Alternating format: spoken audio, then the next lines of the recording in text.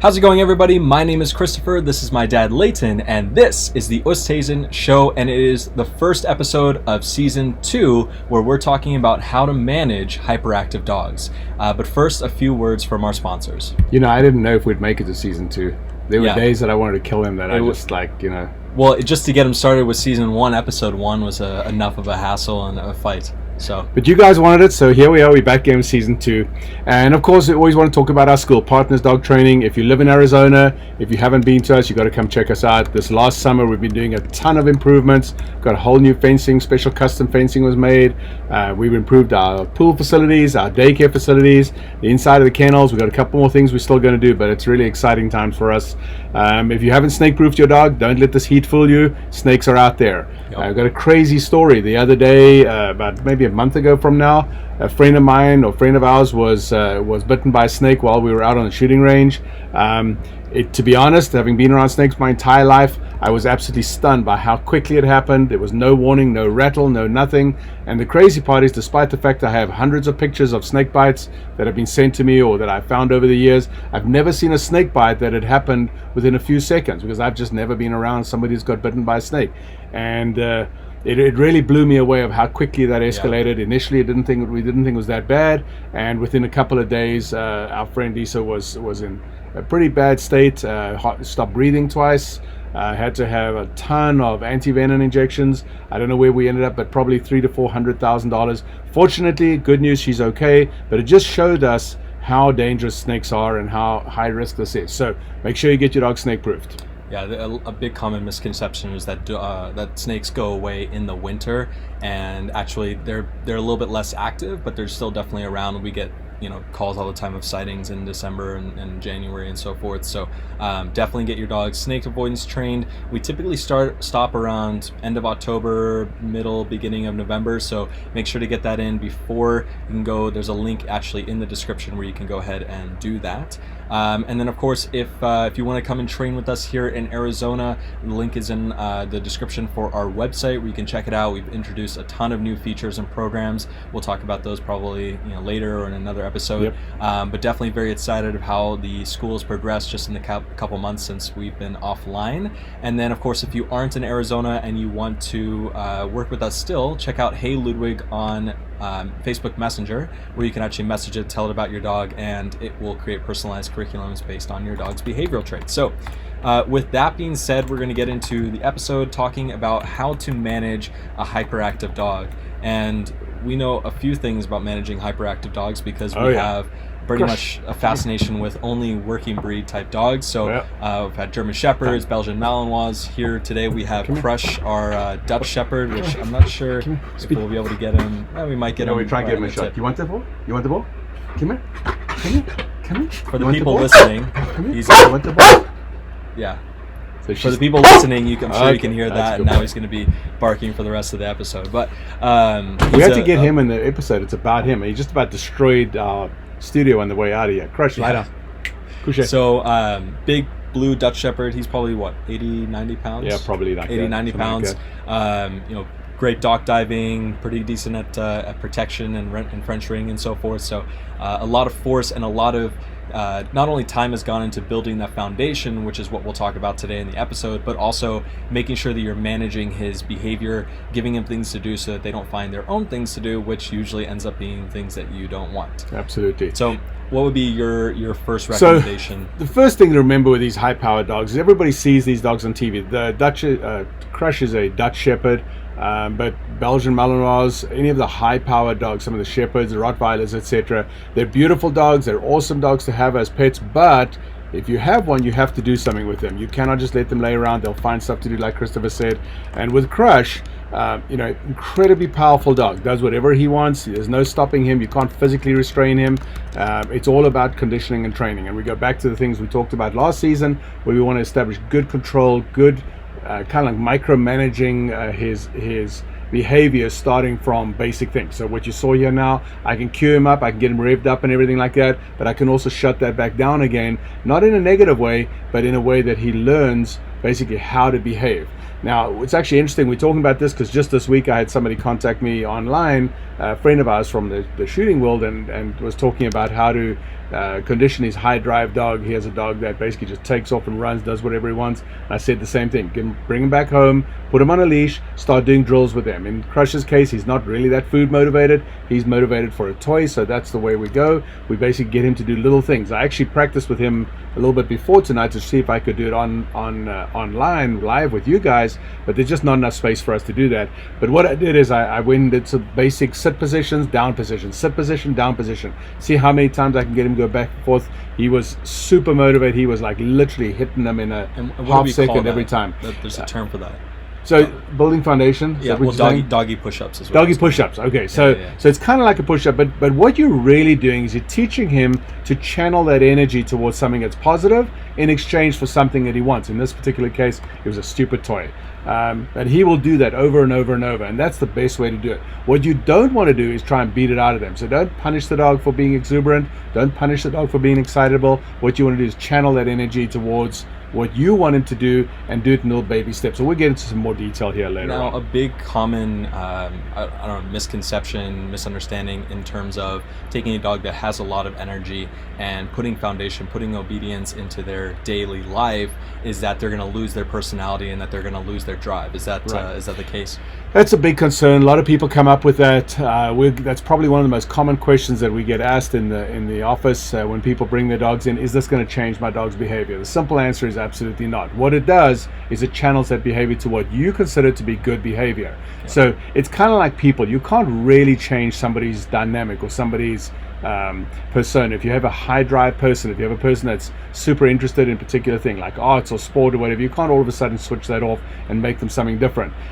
You can channel them towards something, and you can show them like, hey, if you need to, like I'll use my daughter as an example, Alessandra. She's not great at math, which kind of drives me crazy because I'm really into math. And so this morning I was sitting for about 20 minutes going through some math things with her, and I don't want to say I get frustrated because I don't really get frustrated, but it's kind of like, for me, it's like, hey honey, don't you really understand this? So I had to break it down into really simple little steps that she could understand, and within maybe 15 minutes she was starting to get what I was getting at. And that's kind of the way to look at it. You're not changing her personality. She will never be a math genius, but I'm trying to channel it into a direction that she finds positive, but at the same time gets her results. And that's what we're talking about. You're not trying to change them, you're just trying to channel it to something slightly different. And the other thing too is that once you do have a relationship of respect and foundation and obedience, you can enjoy your dog a lot more at that point, because you can have those playtimes, you can still have energy in your relationship, but they're not going to push it to a point of disrespect and a lack of obedience, which is definitely not what you want, because then you end up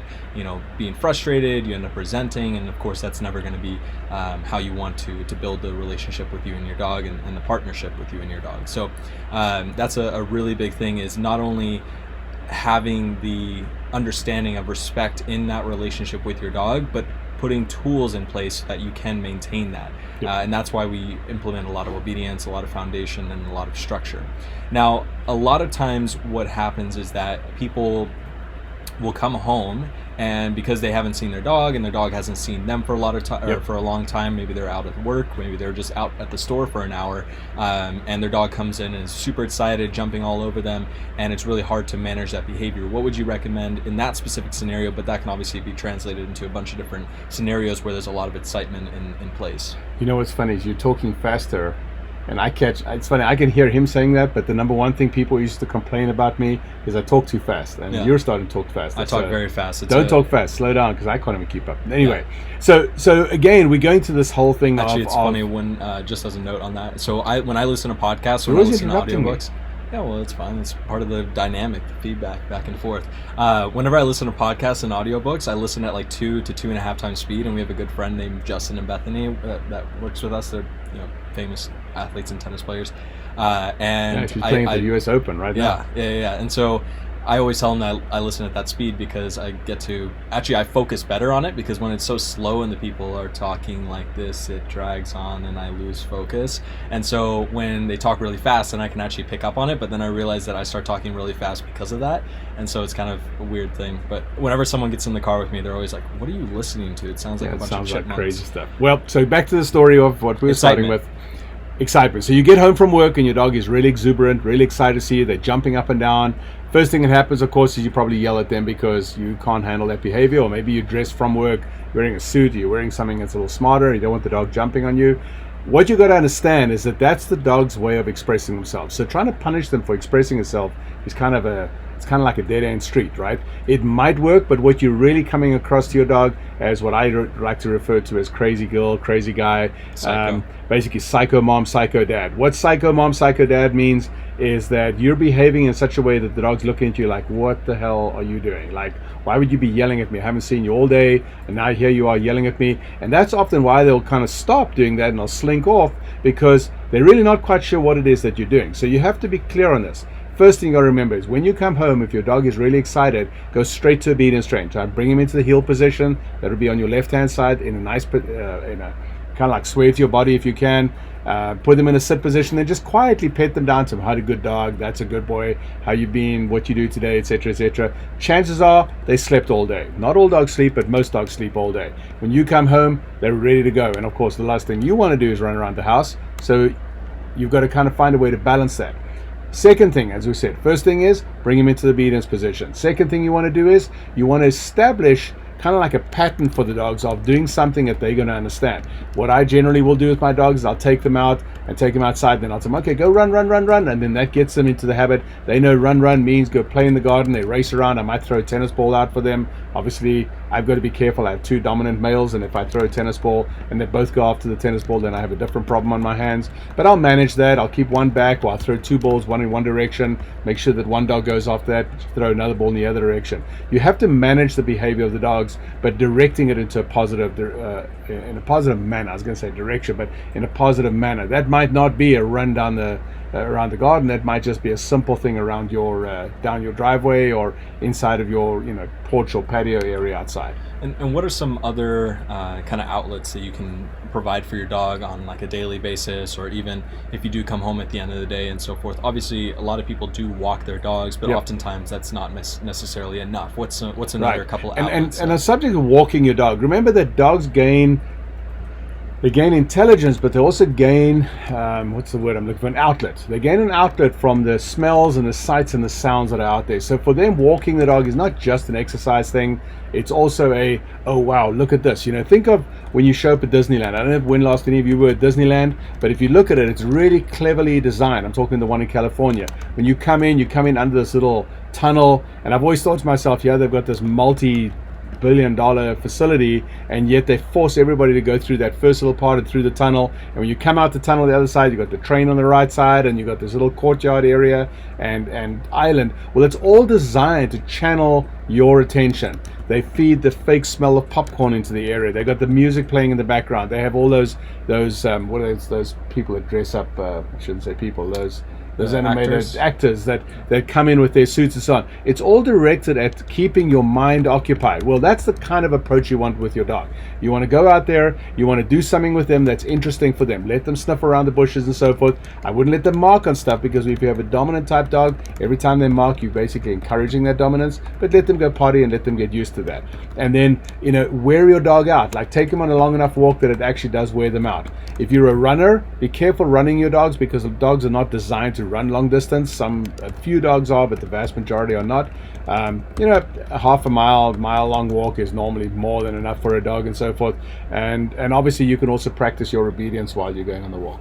What about like some other type of activities like sport dog type training or swim training, things like that? So we're a big fan of sport training for our dogs. We have a pool, as many of you realize, and we use that to condition the dogs in a non-impact way. I'm a huge fan of that. I try and work out. Christopher works out a lot more than I do, and I notice that if I do these low impact things, I do a lot better with my body. It doesn't hurt as much. Your dog is exactly the same.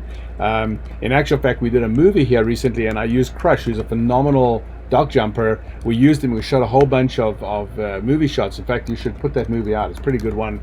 And we had somebody with a drone. Our buddy Chandler was here, and he was filming with the drone. And so Crush had to do a whole lot of these same jumps over and over and over. And the next day he was super sore. So that's not what we want to be practicing. You want to basically have an outlet that is fun for your dog, like a sport that's fun, chasing a tennis ball, doing some obedience training, do some recalls. Swimming is great exercise for your dog. If you have a pool, throw a ball to the end of the pool, let the dog swim to the end of the pool, grab the ball, then call them back to the steps again so that they learn always to come to the steps, take the ball, throw it back in again. It's a good training exercise for your dog. Yeah, we do a lot of swim training. As it gets cooler, we're going to also start agility training coming up here in a couple months. And it's just a great socialization exercise for your dog, because usually there's other people around and so forth. Our swim training is personally, we do it during boarding and daycare only right now. So you bring your dog over to daycare, bring your dog in for boarding, and they can get swim training while they're here. So they get socialization, they get time in the pool, they get to drain their energy, it builds their confidence. There's a whole bunch of really, really valuable assets that come with doing sports and so forth with your dog. Not to mention, obviously, the big energy drain at the end of the day, which is, of course, really useful. What's like another? I saw in one of your notes you want to talk about gauging the nose. Yeah, I was actually just about to talk that next. So kind of like how we were talking about with the walk. When you take your dog on a walk, it's engaging all the different parts of their senses, their ears, their nose. Mm-hmm. So it's a really, really stimulating experience for them. But even when you're coming home at the end of the day, or even if you're in a situation where your dog is very excited and very hyperactive, if you will, then you can use your treats. You can use even their toy has a scent to it, things like that will engage them back onto you, engage their nose, capture their mind at that point, so that way you can funnel them back into your obedience and back into your patterning and repetitions and so forth. Yep. And then of course a lot of times, and I think I see this happen, I think most with children, but of course really with actually a lot with strangers too. Like if you're taking your dog on a walk and another stranger sees you and your dog, their first instinct is to like show a ton of excitement and run towards your dog and so forth. So what would you say in that scenario, making sure that you're obviously calming your dog, but making sure that the people around are also giving off a sense of calming behavior, otherwise that could increase the excitement in your dog. So just on that subject as well, and it's a great example because Crush got up, he's watching me, he came over, I'm in a calm tone right now, he's got his ball in his mouth, he's sitting next to me, so I called him over, called him into the heel position, put him in actually he's standing right now, I see, Crush, I see. So you think he'd be trained to do that right now, but he's in a sit position and he's nice and calm. So I can calm that down, and that's the training that Christopher, I think, is talking about. Stroking, bringing him back to the kind of like a base position, a default position we often refer to in training. And that default position allows me to regain control, but in a calm, relaxed manner, right? And I've got my left hand on him. I'm just quietly petting him on the side. He just lay down next to me and he's completely content. He's got his ball in his mouth. And that's something you can consider as well. You can, when you're doing your walk, when you're going on your walk, is do a little obedience training with your dogs. Bring them to heel position. That's, again, as I said, on the left-hand side.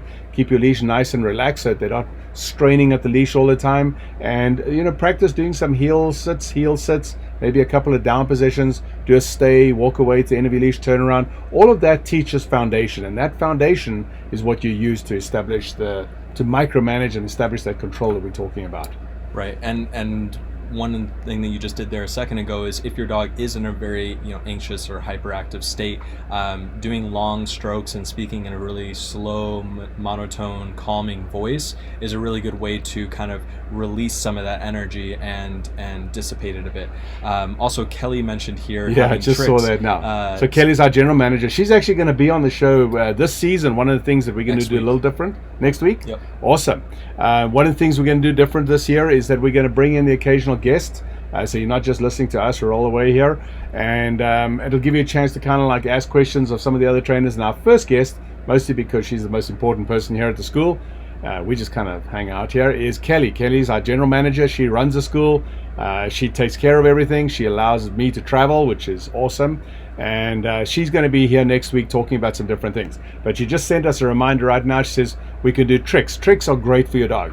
I don't really care what trick you train your dog, as long as your dog is doing something. So if you want to train your dog to lay down, to roll over, to sit up, to beg for food, if that's what you want, it really doesn't matter. There's a multitude, and in fact, next week, if you remember, ask Kelly to talk about some different tricks, trick training. Kelly went and did a course a couple of years ago, actually 3 or 4 years ago, in trick training, and she came back with a ton of new things that she had learned. Well, and another thing that you resource that you can use is on HeyLudwig. We have about 12, 13, 14 different tricks on there that walk you through in a step-by-step manner how to teach your dog to play dead, roll over, pretty much anything that you can imagine that you could ever teach your dog is on there. We definitely want to build it out a little bit more, but there's definitely that starting content that's really, really great.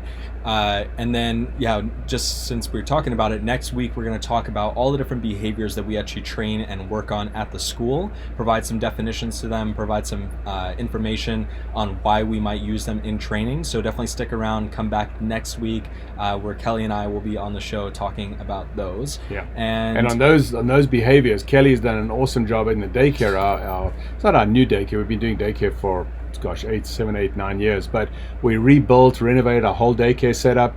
We've got a whole new facility in there, new play areas, new fencing. We've got misting systems, fogging systems. But one of the things that Kelly's instituted, and we can talk about next week, or you guys can, is the different behaviors that we train into all our daycare dogs to make them better behaved and make it more manageable. And it's really having great success. I just had a couple of clients walk up to me and tell me how much they love it. In fact, there was a guy there today, and I forget what his name was, but he was super excited about everything. He's like almost gushy excited, and that's awesome for me to see, because that shows that everybody's working as a team. It shows that the training is a good balance between working well, mixing with each other, socializing with each other, and at the same time also establishing control over the environment, so we don't have these issues or scuffles or anything like that during our daycare program. And then Nicholas asked, my dog is overweight and hyperactive. Is that a bad combination? And actually, it's a great combination, because you can solve the overweight issue if your dog's hyperactive and you channel them into some sports and maybe swim training, maybe some other activities that will not only help with the overweight side, but also help with some of the hyperactivity. So that's a great combination to have. Shouldn't be a combination, but we can definitely work on that. And on the weight thing, just one thing to keep in mind as well, do it gradually. I'm sure you know that. I'm sure you realize that. But Rome wasn't built in a day. Basically step it up from the dog. I always tell people a good measure is if you take the dog's age in years and you add on a 0. So in other words, if a dog is like 2 years old, you add on a 0 onto that gives that dog about 20 minutes that they can exercise. And by that I mean light exercise, not running for 20 minutes. I mean just a light exercise. Now obviously it changes as the dog gets older. I've also got to remember to say this. If you get a dog that goes over about 75% of its potential lifespan, so if you know that your dog is likely to live to about 10 years of age, so at about 7 years of age, then you're going to start stepping that back again. So a 7-8-year-old dog that is a breed that is maybe going to live to around 10 years of age, that's definitely not a dog that you can obviously exercise for 7 times the 0 or 70 minutes. That'll almost go back to the puppy phase. So use common sense. If you're not sure about it, reach out to us. We'll tell you roughly what it is.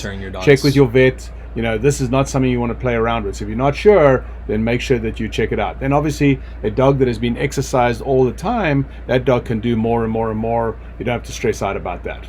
And obviously monitoring their energy levels and so forth at in real time is very. And the road, talk about temperature. Yeah, so 2 things I want to talk about. If your dog is overweight, also just make sure to check with your vet, make sure there's nothing going on with their diet or other things at play that could potentially be adding into that weight issue. And then of course, if you are doing a lot of activity, if you're doing walking outside, especially here in Arizona, it gets very, very hot. A really great quick test is to put your hand on the ground. If you can't keep it there for 20-30 seconds, it's probably too hot for your dog to walk on, and obviously we don't want them to burn their pads, because they can get very, very serious burns. The concrete I think can get to like 150. Yeah, it's crazy how hot it gets. And also remember on that same thing as well, if you buy booties for your dog, and there's certain types of booties, they get just as hot within when they're touching the surface, they transfer the heat across the dog's pad. You need to get booties that are specially designed for the heat, so that doesn't burn your dogs. And it's crazy, we talk about this all the time, but people still don't pay enough attention to the heat and to what goes on. And if you guys saw, there was another canine that passed away in in California here last week from being left in a vehicle. Arizona specifically, in fact, I think it's Phoenix. I shouldn't say Arizona. Phoenix has laws that over a certain temperature, you're not allowed to walk your dog on any of the city trails or whatever. They'll actually cite you for that. And those laws were brought in because people were exercising dogs in the heat, and they're just not able to handle that. One interesting story I saw was a dog that actually got out of the home and was running around, and they found the dog again, but when they found the dog, it had, its feet was just burned to hell. Yep. So I see we got a comment from Walter. Hey Walter, how you doing, buddy? Walter's a German Shepherd guy out of California. He's actually a friend of ours that shoots with us as well. And he came up to me one day and said, he's talking about dogs. I didn't realize he was like this fanatical dog handler trainer, and he's also an MMA instructor. Phenomenal guy. But he also knows from training dogs and from working dogs in California. He does Schutzhund with his dogs, if I remember correctly. Same thing. Got to pay attention to that. One quick comment, doesn't really pertain to hyperactivity. Donna said, I have a 5-month-old German Shepherd and she swallowed a rawhide stick. Should I worry? We can't answer those things. It's too difficult. Not enough detail. We don't have enough data. It's whenever we get asked these things, we always say get your vet to check it out. Contact your vet. It could be nothing, and it could be something much more serious. If the dog has lodged it down the throat, they could stop breathing. It's not something that I can answer here or we can answer here. Best case is to just take it to the vet. You might be in for the consult fee, but that's way safer than us trying to figure things out. I always tell my staff, we're not vets. We're not trained to be vets. There's too many unknowns, and every time I get involved in something like that, then I end up later on regretting it. So go have your vet check it out, or have an urgent care check it out. All right, guys. Well, that's the end of this week's episode. Remember, I want to talk about the. Oh, you want to? So the podcast thing. So I know Christopher brought that up while I was like reading and commenting to people, but podcasting. So I was reading Instagram or something. I can't remember now, and I came across this podcast just on Instagram, and I loved it. Absolutely awesome podcast. This is definitely the sign of the future. These podcasts. When I travel now, I almost never listen to music. I don't even have my XM. What's they call that subscription Sirius anymore. XM. I literally line up all the podcasts, and I can travel for 6 or 7 hours listening to podcasts now, listening to different people. Same thing when I'm flying. So please, guys, if you have any questions, send them to us. But put them in add this podcast and subscribe to our thing so that you can get these talks. Christopher goes to a lot of trouble to make sure that they're out there, and give us some feedback. Let us know what you like, what you don't like, and what you want us to talk about. Definitely. Just as a note, we are on pretty much any podcast network. So Apple Podcasts, Spotify. We're also on YouTube. Obviously, Facebook is where you're watching this if you are watching this live on Facebook.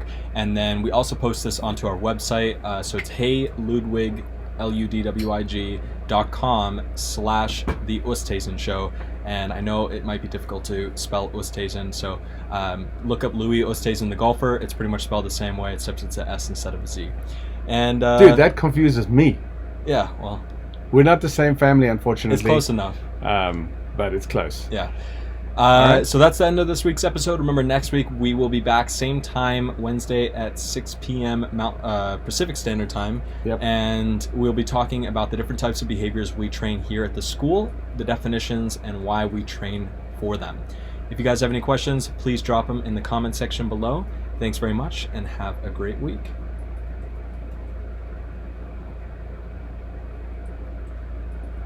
Good.